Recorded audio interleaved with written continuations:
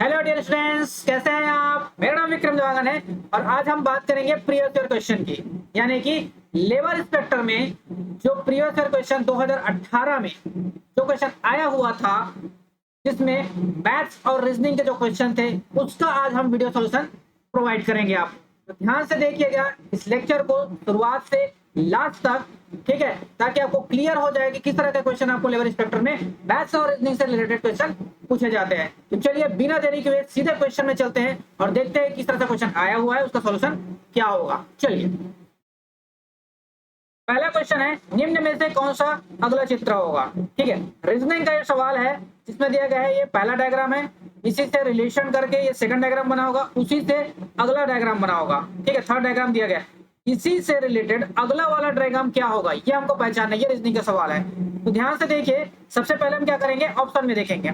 Option में सीधे गए तो जो आपको कोने में जो अल्फाबेट दिख रहे हैं, ओ है, एम है, 14 और 16, ये सब में क्या है, कॉमन है। सब में दिख रहा है कॉमन है, मतलब उसके लिए हमको दिमाग लगाने की जरूरत नहीं है कि इसमें कितना जोड़ा जाए या अल्फाबेट कैसे आएगा, उसमें दिमाग लगाने की जरूरत नहीं है। यहाँ तक हम बातें क्लियर कर चुके हैं। सेकंड बात है, इसमें जो इसके अंदर जैसे यहाँ पर एक कोना दिखा गया है, ठीक है, कोण दिखाई दे रहा है ये वाला, ठीक है, इस तरह से यहाँ पर एक 90 डिग्री टाइप का कोण दिखाई दे रहा है, यहाँ पर एक लाइन खींचा गया है और साथ ही यहाँ पर एक क्रॉस है, दिख रहा है जहाँ मैं मार्क कर रहा हूँ। और उसके बाद जो अंदर में क्या दिखा गया है, एक सर्कल दिखा गया है। यही सर्कल आगे अगर डायग्राम में देखा जाए तो क्या हो रहा है, यहाँ पर दो सर्कल बन गया है, यहाँ पर अंदर में एक सर्कल बना, उसके बाहर एक दूसरा सर्कल बन गया। ठीक है, अगला अगर डायग्राम देखें, अंदर एक सर्कल है, ये फर्स्ट सर्कल, उसके बाहर एक दूसरा सर्कल और उसके बाहर एक तीसरा सर्कल।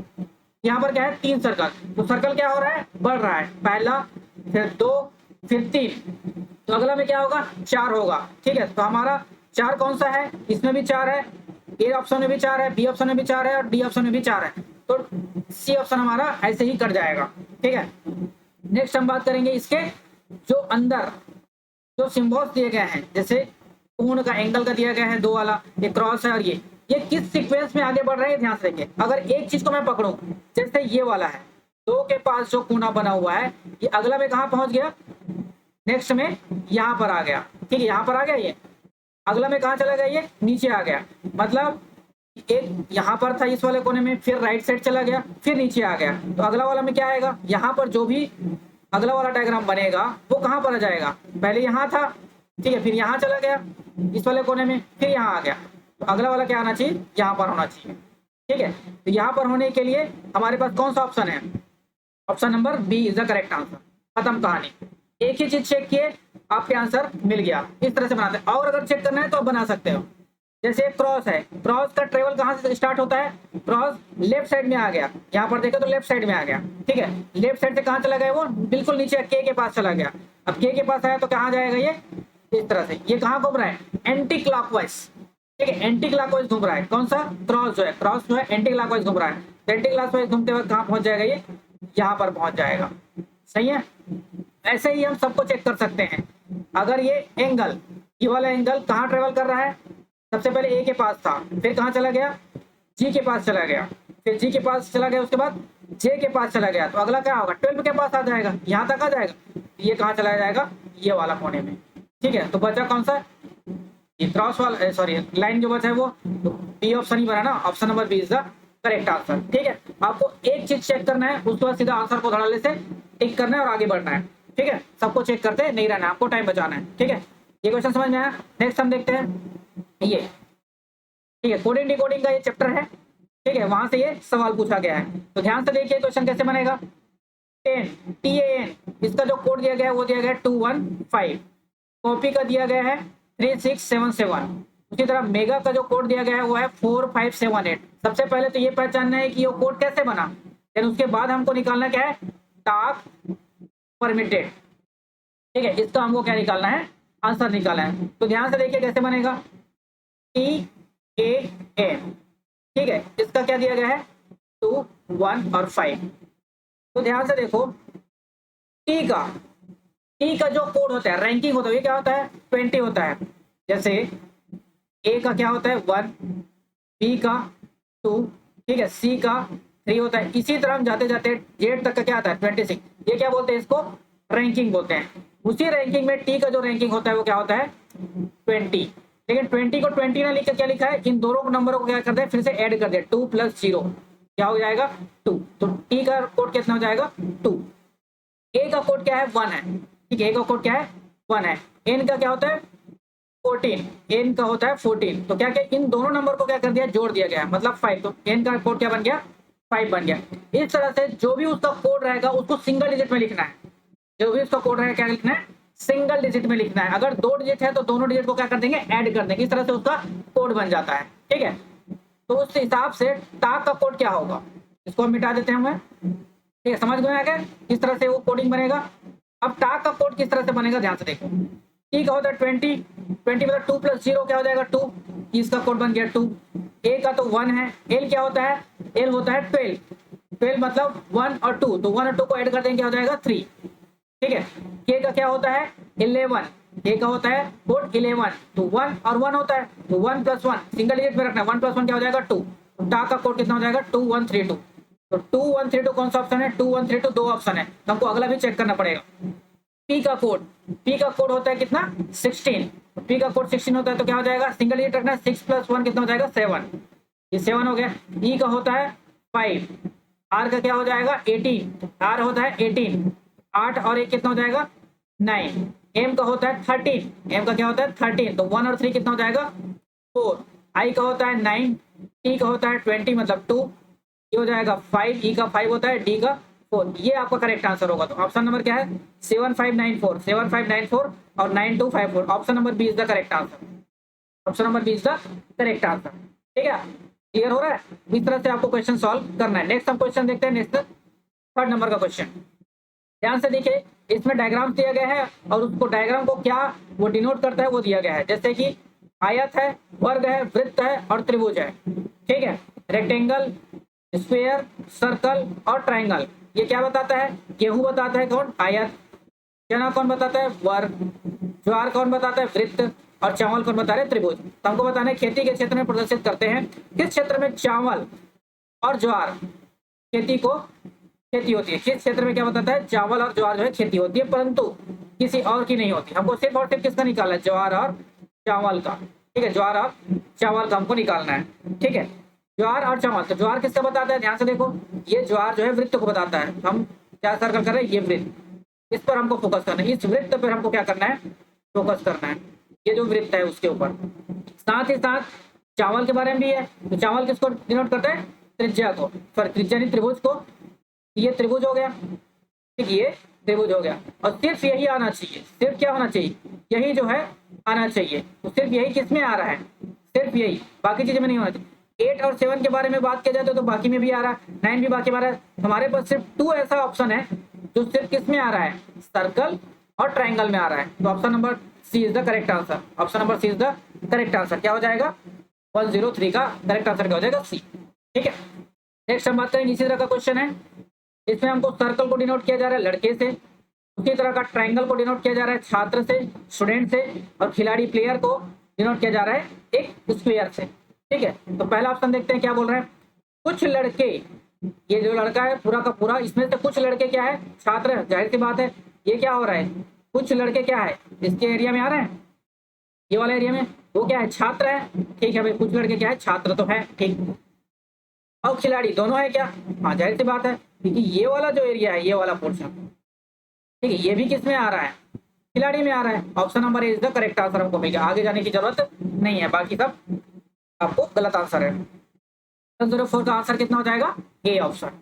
नेक्स्ट क्वेश्चन हम लोग देखते हैं, ये सब रीजनिंग के सवाल है। समतल में उपयुक्त चित्र सम्मिलित करता है, इसमें कौन कौन से जो डायग्राम है वो आपको प्रदर्शित कर रहा है, ये हमको निकालना है। ये तो बहुत सिंपल सा दिख रहा है कि जैसे ये वाला, ठीक है, ये जो रेड कलर से मैं आपको बाउंड्री करके दिखा रहा हूँ, ये क्या है वर्ग है, ये क्या है वर्ग है, स्क्वायर है। साथ ही साथ ये क्या चीजें हैं, ये वाला ध्यान से देखो, ये क्या है ट्रायंगल है, ट्रायंगल मतलब त्रिभुज है, ठीक है, ये त्रिभुज बता दिया।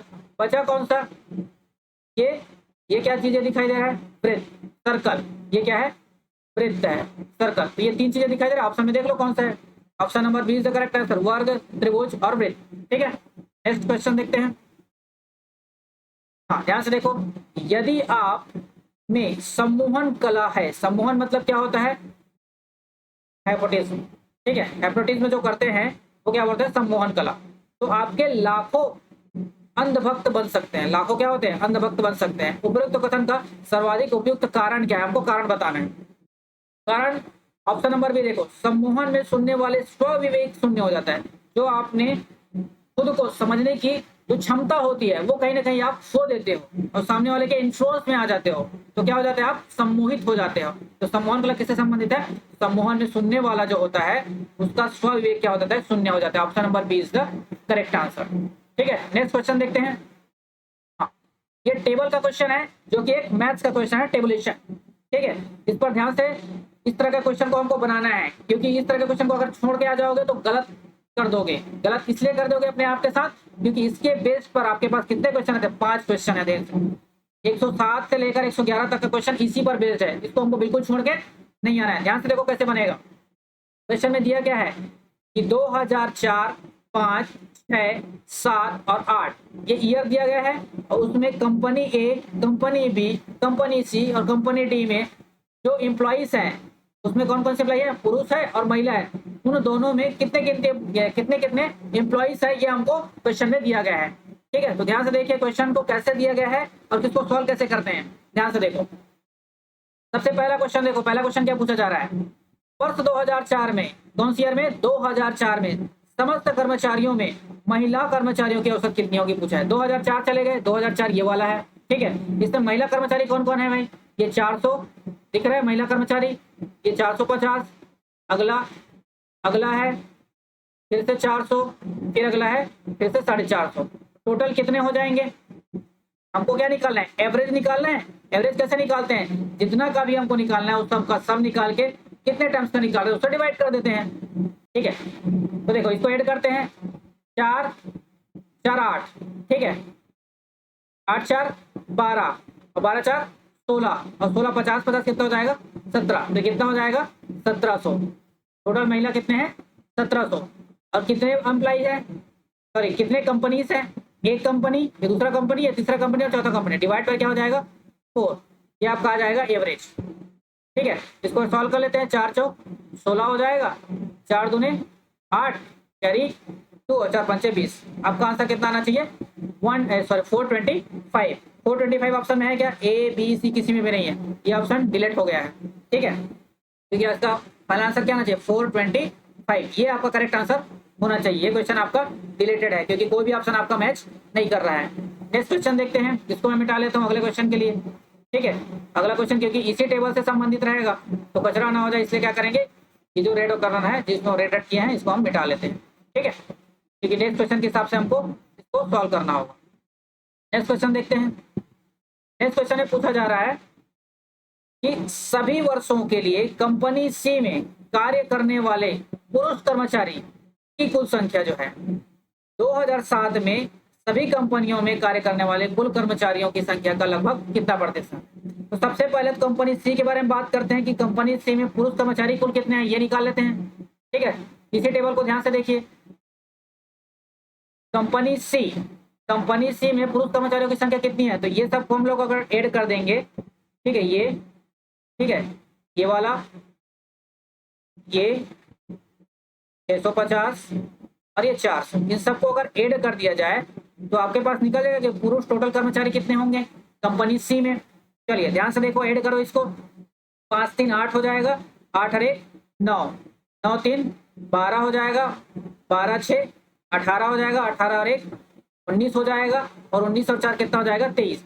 ये टोटल कितना हो गया कंपनी सी में पुरुषों की संख्या 2300। ठीक है, सबको ऐड किया कितना हो जाएगा, 2300। उसके बाद बोला जा रहा है 2007 में ये जो संख्या है वो 2007 में total A B C, question में यही बोला गया है, ध्यान से देखो, 2007 में सभी कंपनियों के द्वारा कार्य करने वाले कुल कर्मचारी, टोटल कर्मचारी, तो हम क्या करेंगे, सबको ऐड करेंगे। कौन कौन सा, 650, 400, 500, 150, फिर 650, 500, 700 और 600, इन सबको टोटल करेंगे तो हमारे पास आ जाएगा टोटल कर्मचारी 2007 में सभी कंपनियों में कितने थे। देख लेते हैं, 6 4 10, ठीक है। 10 5 15, 15 और 1 16, 16 और ये हो जाएगा 17, ठीक है। 17 6, 17 6 हो जाएगा 23, 23 और 5 हो जाएगा 23 और 5 कितना हो जाएगा 28, 28 और 7 कितना हो जाएगा 28 और 7 हो जाएगा 35, 35 और 6 कितना हो जाएगा 41, 41 पर 50 कितना हो जाएगा 4150। ये कितना हो जाएगा टोटल निकल गया कितना 2007 में टोटल कर्मचारी कितने थे। अब हमको पूछा गया है कि जो 2300 है वो 4150 का कितना परसेंट है, यही पूछा गया है। वो भी अप्रोक्सीमेट वैल्यू पूछा गया है। तो कैसे निकालते हैं, ये जो 2300 जिसको निकालते हैं उसको ऊपर रखते हैं, डिवाइड बाय क्या हो जाएगा 4150 हो जाएगा, इंटू क्या हो जाएगा 100, ठीक है, इंटू 100 क्योंकि परसेंटेज निकालना है, इंटू 100। हमको क्या निकालना है अप्रोक्सीमेटली वैल्यू हमको फाइंड आउट करनी है, ठीक है। हम क्या कर रहे हैं सीधे अप्रोक्सीमेशन के लिए इसको या तो सीधा 4000 ले लेते हैं अप्रोक्सीमेट, ठीक है 4150 इसको क्या ले लें सीधा 4000 अपने हिसाब से। ये 2 जीरो और ये 2 जीरो इधर से काट लिए, एक जीरो यहाँ से कट गया, एक जीरो यहाँ से कट गया, 4 से इसको डिवाइड कर देते हैं, ये हो जाएगा कितना 4 5 20, 4 से 24, 4 5 20 हो जाएगा और 3 बचाएगा 4 7 28, लगभग 57% के आसपास इसका वैल्यू आना चाहिए क्योंकि कम की इसको क्या है इसको हटा दिए तो ये वैल्यू कम आना चाहिए, 57% से कम आना चाहिए। ऑप्शन में क्या दिया गया है 55% है आपके पास, ठीक है। 57 से थोड़ा कम रहेगा कितना आ जाएगा 55%। तो option number C is the correct answer. Clear हो रहा है, number C is the correct answer. Next question देखते हैं, अगला क्वेश्चन इसी पर बेस्ड है, इसी टेबल पर बेस्ड है। कंपनी बी में यदि 2005 में निःशक्त जन पुरुष और महिला का जो प्रतिशत है जो परसेंटेज है वो क्या है 20% और है 30%, ठीक है। कितना दिया गया 30%। तब कंपनी बी में निःशक्त जनों की संख्या कितनी हो जाएगी ये हमको पूछा है, ठीक है। तो कंपनी बी में 2005 में देख लेते हैं कितना कितना है कंपनी बी में 2005, ठीक। कंपनी बी ये हमारा क्या है कंपनी बी, और कंपनी बी में 2005 में कहा गया यहाँ पहुंच गया, और 2005 में पुरुषों की संख्या है 400 और महिला की संख्या कितना है 100, ठीक है 400 और 100, ठीक है। हमको क्या पूछा है यहाँ पर निःशक्त जन, ये है मेल ये है फीमेल, तो मेल कितने हैं भाई 400, 500 नहीं है 400 है, ठीक है 400, ये क्या हो जाएगा 400, और फीमेल कितने हैं 100, ये हमने टेबल से निकाल लिया। अब इसके बाद बोला जा रहा है कि 20% क्या है पुरुष जो कि निःशक्त जन है, तो 400 का 20% कितना हो जाएगा 400 इंटू 20 डिवाइड बाय 100, यही हो जाएगा। मतलब कितना हो जाएगा ये 2 जीरो खत्म, 4 दूनी 8, 80 लोग क्या है निःशक्त जन है। वैसे ही फीमेल में 100 में कितना है 30%, 30% मतलब 30 डिवाइड बाय 100 कितना हो जाएगा 30%, ठीक है। 30 लोग क्या हो जाएंगे निःशक्त जन हो जाएंगे। टोटल निःशक्त जन कितने हो जाएंगे 80 प्लस 30 कितना हो जाएगा 110, 110 इज द करेक्ट आंसर, मतलब option number C is the correct answer. यहाँ तक बातें क्लियर समझ में आ रहा है। चलिए नेक्स्ट क्वेश्चन देखते हैं। किस कंपनी में 5 वर्षों में, टोटल 5 वर्ष है, 5 वर्षों में महिला कर्मचारियों की कुल संख्या सर्वाधिक रही। महिला कर्मचारियों की कुल संख्या क्या हो गया सर्वाधिक रही, ये हमको निकालना है। 5 वर्षों में महिला कर्मचारियों की संख्या सर्वाधिक किसमें रही, ये थोड़ा सा कचरा हो गया, इसको मैं फिर से साफ कर लेते हैं, ठीक है। ये हटा देते हैं ताकि आपको क्वेश्चन जो है क्या होगा क्लियरली आपको क्लियर क्वेश्चन जो है समझ में आ पाए, ठीक है। तो हमको क्या पूछा गया क्वेश्चन में भाई, क्वेश्चन में पूछा गया है कि टोटल कर्मचारी महिला है, जैसे कंपनी ए है इसमें टोटल महिला कितने होंगे ये हमको निकालना है। कंपनी बी में टोटल महिला कितने हैं ये हमको निकालना है। कंपनी सी में टोटल महिलाओं की संख्या कितनी है ये हमको निकालना है, और कंपनी डी में टोटल महिलाओं की संख्या कितनी है ये निकालना है, और जिसमें सबसे ज्यादा होगा वही आपको पूछा गया है। तो सबको निकालने की जरूरत नहीं पड़ता है, आप नंबर को ध्यान से देखें कि इसमें नंबर ज्यादा दिखाई दे रहा है, इसमें 400 150 200 250 और इसमें भी है थोड़ा कम ही दिखा रहा है, लगभग लगभग दोनों सेम सेम दिख रहा है, यहाँ भी लगभग सेम, लेकिन यहाँ पर देखो 600 है 400 है 450 है, लेकिन इसमें 150 250 इस तरह का नहीं दिख रहा है। Option number D is the correct answer, ठीक है। डी में कंपनी डी में जो महिलाओं की संख्या है वो सबसे ज्यादा दिख रहा है, ठीक है। आप ऐड भी कर सकते हो, जैसे ऐड करके बता दे रहा हूँ कितना आएगा 4 और 1 5, 4 और 1 5 हो जाएगा, 5 2 7 हो जाएगा, 7 4 11 हो जाएगा, 11 और 3 कितना हो जाएगा 14, तो ये हो जाएगा कितना 1450, सॉरी 1500 हो जाएगा। क्यों 1500 हो जाएगा कि 50 50 भी तो है, 1400 होगा फिर 50 50 1500, ये 1500 हो गया।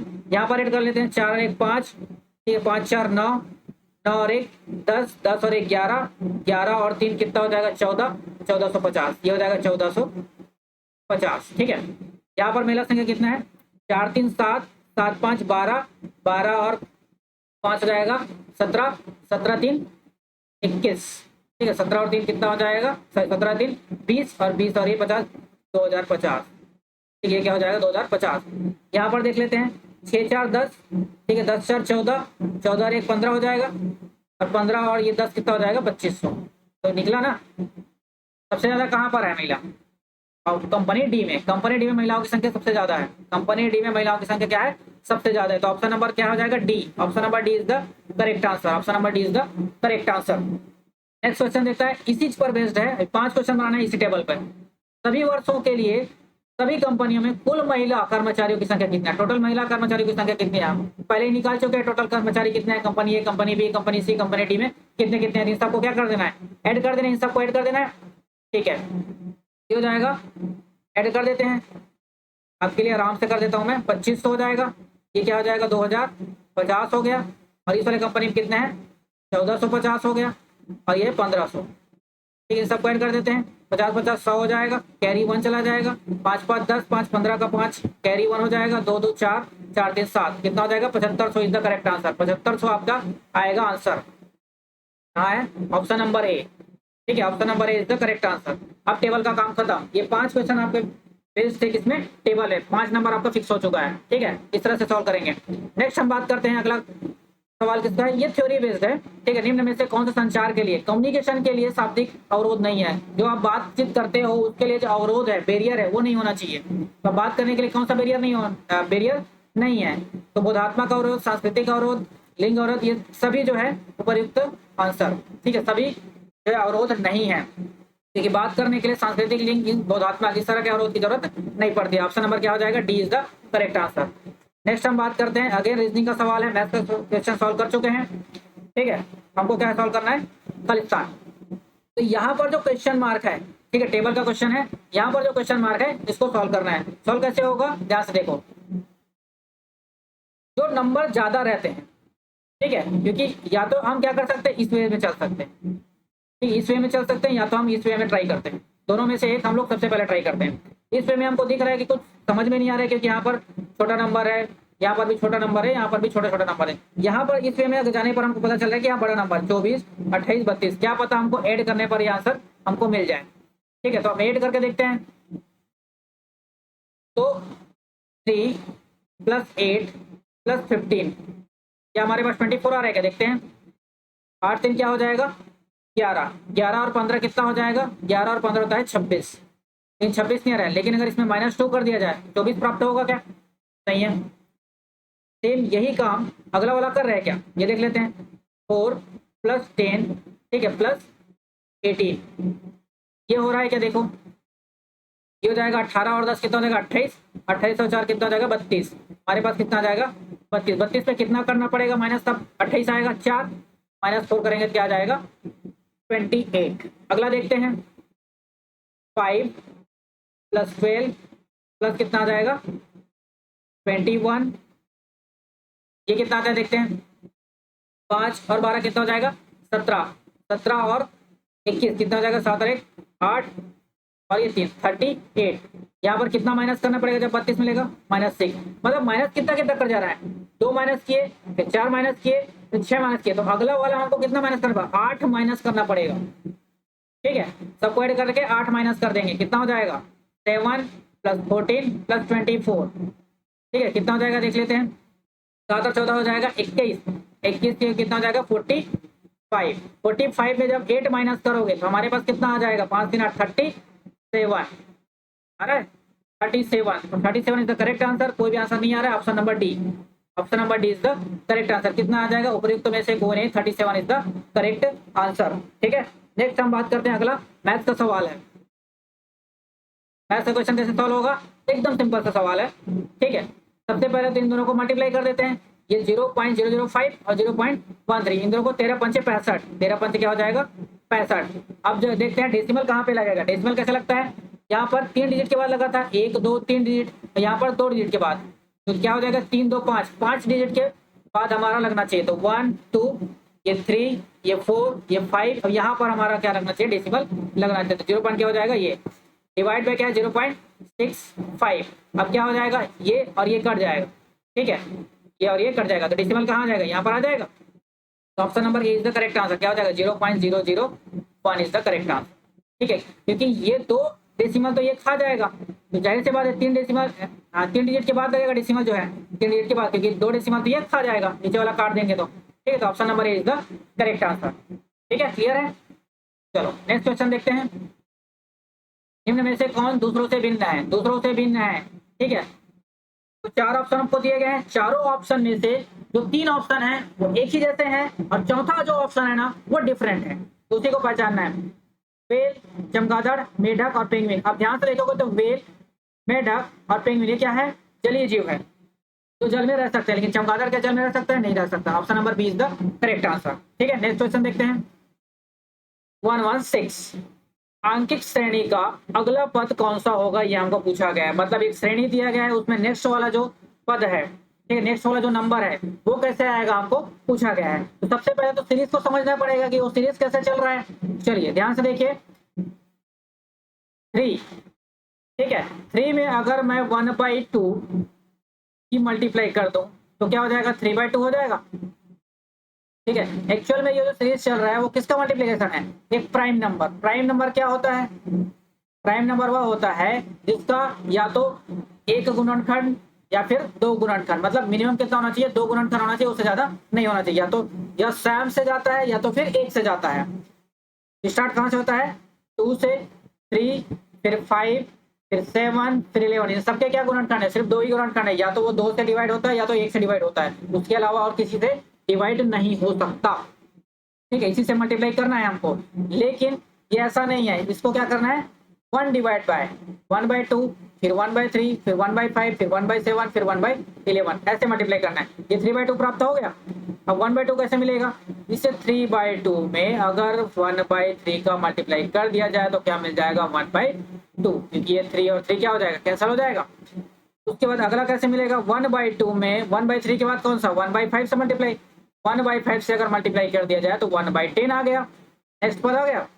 अब यहाँ से 170 कैसे मिला, 1/10 में अगर 1/11, सॉरी 11 नहीं 7, अगला वाला क्या हो जाएगा 7, ठीक है। 7 से अगर मल्टीप्लाई कर दिया जाए, क्योंकि 5 के बाद क्या आता है 7, तो 7 से अगर मल्टीप्लाई कर दिया जाए तो कितना आ जाएगा 70।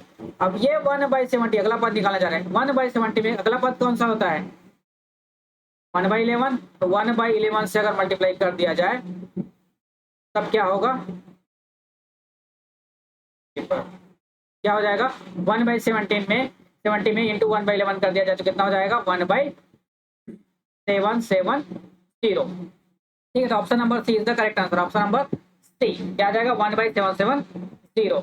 नेक्स्ट बात करते हैं अगला, एक सीरीज दिया गया है अगेन अल्फाबेटिकल सीरीज में, और यहाँ पर जो खाली स्थान छोड़ा गया है वहां पर क्या आएगा ये हमको पूछा गया है, ठीक है। अगेन क्या है, एक हम रैंकिंग से बात करेंगे तो बी का रैंकिंग होता है 2, ई का 5, एच का 8, के का 11, इसी तरह एस का होता है 19, ठीक है। तो यहाँ से ई कैसे गया, +3 कर दिए, सही है।